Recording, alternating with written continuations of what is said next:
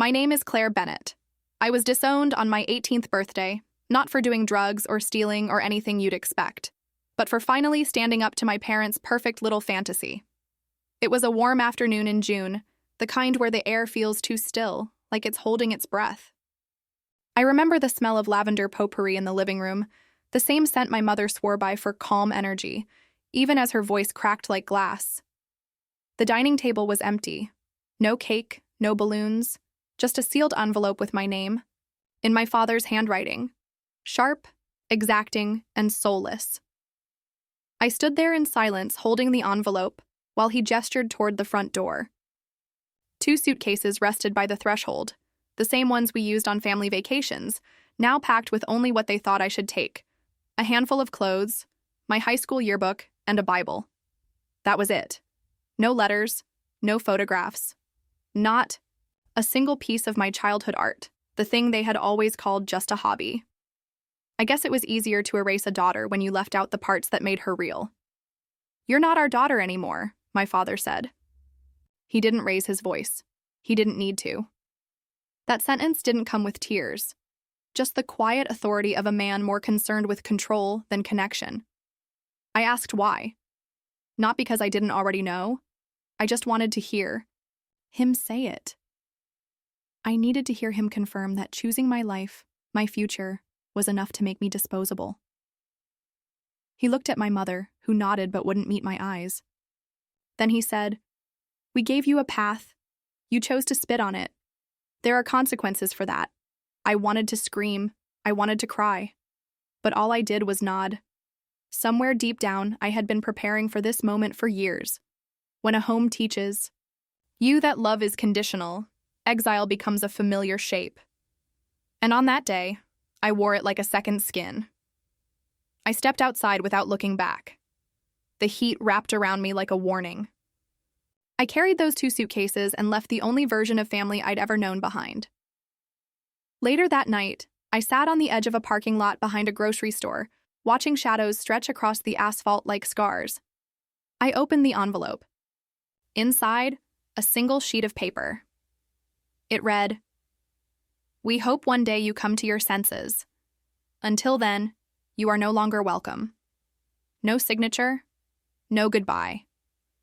Just a sentence that rang like a door slammed shut. That was the night Claire Bennett died. The version of me they wanted.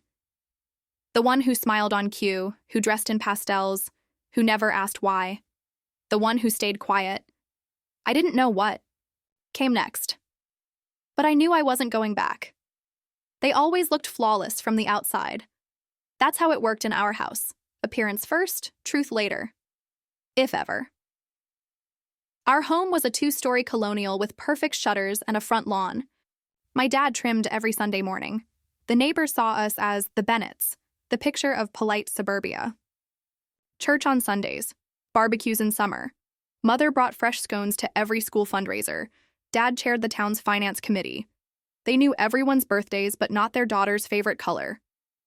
Behind closed doors, things were quieter, colder. We didn't talk. We performed. Emotions weren't discussed. They were redirected. My mother would press a hand to her temple and whisper, "Don't make this about you, Claire." My father didn't yell. His disappointment came in measured pauses and heavy silences.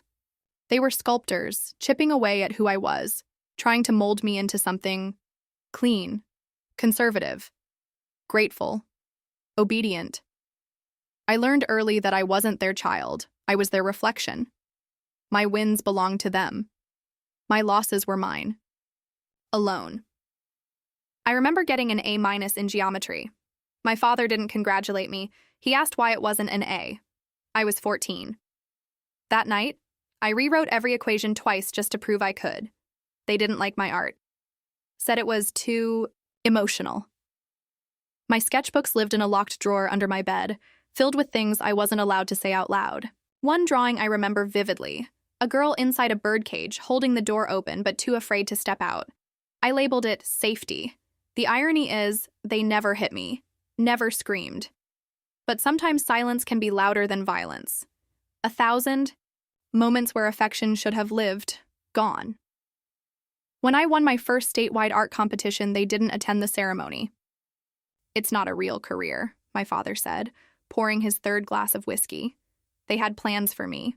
College in state, business administration, a safe office job, a husband from the church community, 2 kids by 30. Everything was charted, color-coded, controlled. I was just supposed to follow the path. But I didn't. I got a scholarship to study visual arts, full ride, out of state. And when I told them, thinking maybe they'd be proud, they looked at me like I'd confessed to a crime. That was the beginning of the end. When I told them I wasn't going to the university they picked, that I was choosing the art school 2 states away, my mother stared at me like I'd just told her I was joining a cult. My father folded his newspaper and said nothing for a long time. The air in the kitchen thickened, like it always did when they were about to change the course of my life without asking.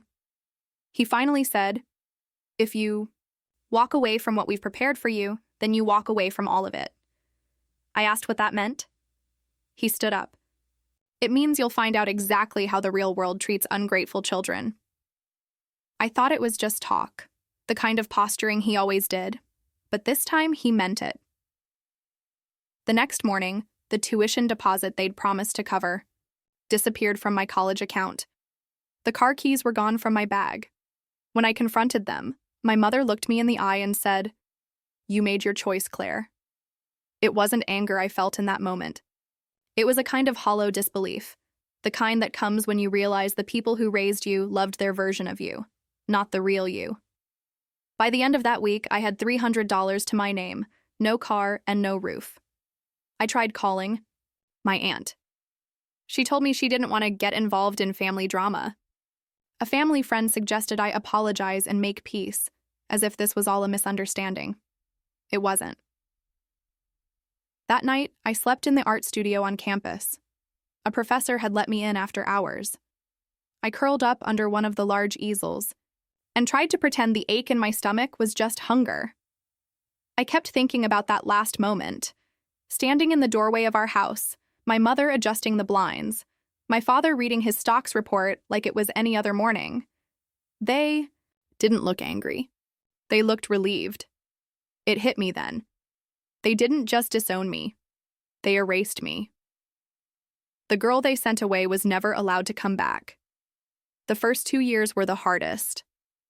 I worked nights at a diner near campus, poured coffee until 2 a.m., and studied in stolen pockets of time. I couldn't afford books, so I borrowed old copies from seniors who pitied me. I slept on couches, in basements, in borrowed beds. Every morning, I'd rub my eyes, smooth my clothes, and pretend I wasn't falling apart. I told no one the full truth. People don't know what to do with stories like mine.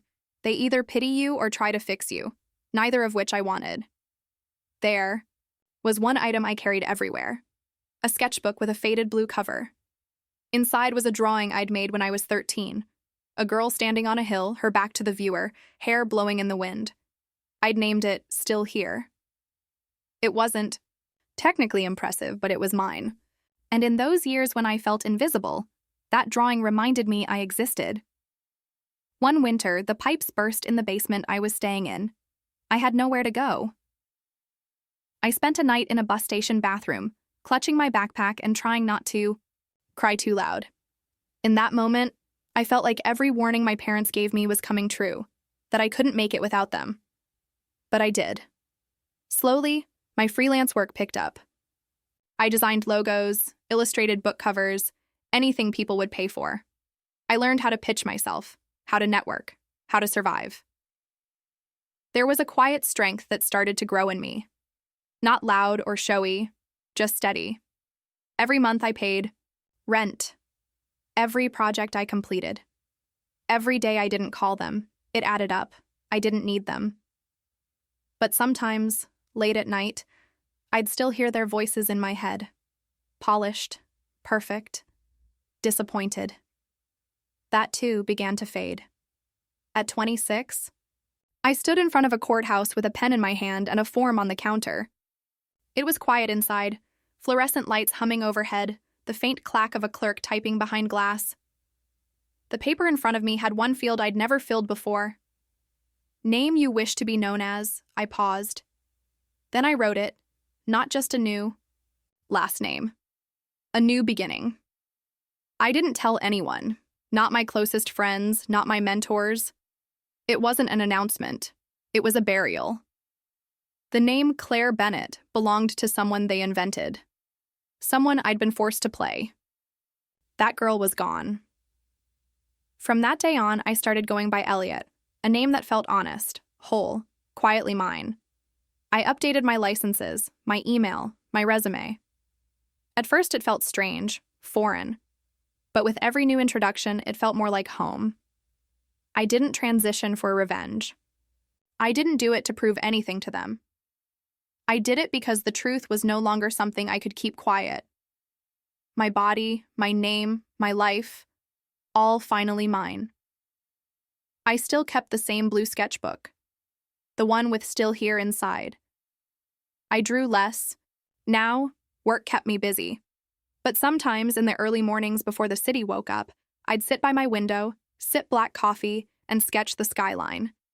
The buildings were always unfinished, always reaching, just like me. Sometimes I wondered if they ever looked for me, if my name ever passed through their lips. But I doubted it. Silence was their art form, denial their religion. Still, part of me hoped they missed me, if only the version they'd created. Didn't want revenge, but I did want them to know I survived without them. I was 31 when the message came. It was a Tuesday. I just finished a long contract designing illustrations for a publishing house. I was cleaning out my inbox when I saw it. An email from an address I didn't recognize, but the subject line stopped my breath. Claire, we need to talk. Mom. I stared at the screen, my hands frozen over the keyboard. For a moment, I thought it was a scam, some glitch, but it was real. My mother had found a way back to me. She didn't know I was Elliot now. To her, I was still the girl who walked out the front door with 2 suitcases and too much defiance. The message was short, polite, evasive. She said they wanted to reconnect. That a lot had changed. Attached was a photo. My father in a hospital bed, frail and pale, tubes in his nose. It was jarring, but not for the reason she hoped. It didn't make me cry. It made me cold. They hadn't changed. They were just dying. I didn't respond. I closed the laptop and sat in silence for hours. The city pulsed beyond my window. Cars passed. Sirens murmured. But inside me, everything had stopped. They wanted something. They didn't say sorry. They didn't ask how I'd been. They didn't even acknowledge the years they'd buried me. They saw me as a daughter, but I wasn't her anymore. That night, I deleted the message. But I didn't forget it. Because beneath their words, I heard the truth. They needed something, and they thought I might still be obedient enough to give it. A month later, another message came, then a voicemail, then a handwritten letter. They were desperate. My father's condition was terminal. He had months, maybe less. They wanted to make things right, to talk face to face. But I knew better. They weren't asking for forgiveness. They were asking for participation, in a lie. I learned they'd been telling their church friends we'd had a falling out, that they were heartbroken, praying every day for reconciliation, that I had gone astray. Classic script. They cast themselves as victims in a story they wrote, but I wasn't interested in rewriting history, so I did something else. I hired a lawyer, quietly, discreetly. We pulled their public records, looked into the estate. It turned out they had a sizable amount of money tied up in property and savings, no other children, no heirs. And without me, without the person still listed as Claire Bennett on their documents, the estate would go to distant cousins they loathed. They didn't want me back. They wanted a signature, a legal presence, a warm body to carry on the family name. But that name had died the moment they buried me at 18. I stared at the will for a long time. My lawyer asked if I wanted to contest anything. I shook my head. No, not yet. Because a part of me, the part that had once begged to be seen, wanted them to see me first. The real me. And then, maybe, I'd decide what they deserved. Agreed to meet them, but not in their home. I arranged for the meeting to take place in a private room at the lawyer's office. Neutral ground, no photos, no family heirlooms, just walls, chairs, and the truth. They didn't recognize me at first. I stood, extended my hand. Hello, Mother. Father? My mother blinked. My father's mouth twitched. He was thinner than the photo showed, his skin papery, liver spotted. Then my mother whispered, Claire? I shook my head once, calm. Elliot? She froze. My father's eyes narrowed. This is a joke. No, I said. This is who I've always been. You just didn't want to see it. The silence that followed was surgical. It cut through every year we hadn't spoken. My lawyer stayed silent. A witness. A wall. They asked why I'd come. I told them the truth. To say goodbye. On my terms. They didn't cry. They didn't scream. They just withered. My mother tried to speak. We were scared. We didn't understand. You didn't want to understand, I said. You wanted control. They asked if I'd accept the inheritance. If I'd be willing to take on the name again. Keep the Bennett house. Carry on the line. I laughed, not cruelly, just softly.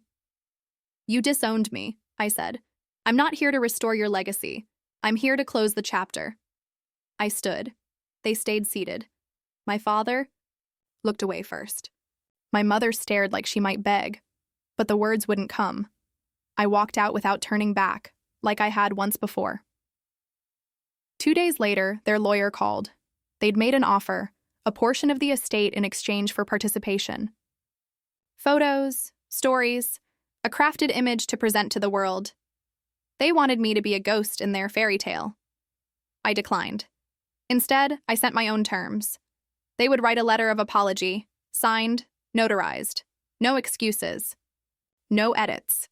They would disclose the truth to their church and peers, that they disowned their only child for choosing their own path. They would cease all contact. Permanently.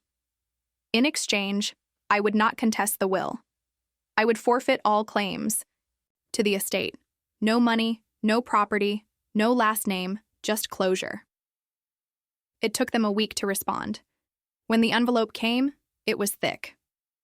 Inside, the letter, handwritten, shaky, but real. They admitted what they'd done. They admitted I didn't deserve it. They said sorry, it was too late. But I read every word. And then I took out the baby photo they had once torn from the album. My aunt had given it to me years earlier, a copy they thought didn't exist. Me, 6 months old, wrapped in a yellow blanket, staring at the ceiling with wide, uncertain eyes. I placed the letter and the photo side by side. One represented who they tried to erase. The other, what they could never reclaim. I put them in a box, locked it, stored it in the back of my closet. Not because I needed to forget, but because I'd already moved on. Justice didn't come loudly. It came in the soft ways, the subtle shifts. I no longer jumped when I heard the phone ring. I no longer looked for their faces in crowds. I no longer dreamed of their apologies. Peace is strange after a life of survival. At first it felt empty, like a room with all the furniture gone. But over time I filled it with new things. Art, friendships, laughter that didn't come with conditions.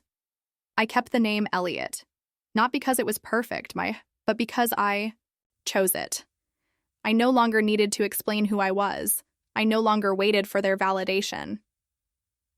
One afternoon, as I walked past a bookstore, I saw a young man helping his mother out of a cab. He was patient, gentle. She smiled at him the way I used to hope mine would. I didn't feel envy. I felt gratitude. Because I finally understood that family isn't blood. It's kindness. It's choice. It's safety. And sometimes the most radical act is walking away and staying gone. That night, I opened the window and let the cold air rush in. I lit a candle, not for them, for me, for the child I had been. for the adult I had become, for the silence I had conquered. I volunteer now. Once a week, I meet with teens at a local shelter. Kids who've been kicked out, cast aside, erased. Kids who carry silence in their throats and shame in their shadows. I don't tell them everything, but I tell them enough. I tell them about survival, about finding your name, about drawing your own lines. Sometimes they ask if it gets better. Tell them the truth, not always, but you get stronger. One boy, 16, freckled, furious, once asked, "Did your parents ever say sorry?" I paused, then said, "Yes." He waited. And by then I didn't need it. He didn't smile, but he nodded. He understood. I bring my sketchbook sometimes. Not the old blue one, a new one. Fresh pages. We draw together. Quietly. Sometimes it's not about what you say, it's about what you make space for. There's a kind of justice in that, a kind of healing.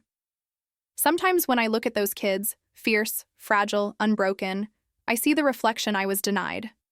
Not a daughter, not a son, just me, still here, still standing, and never going back.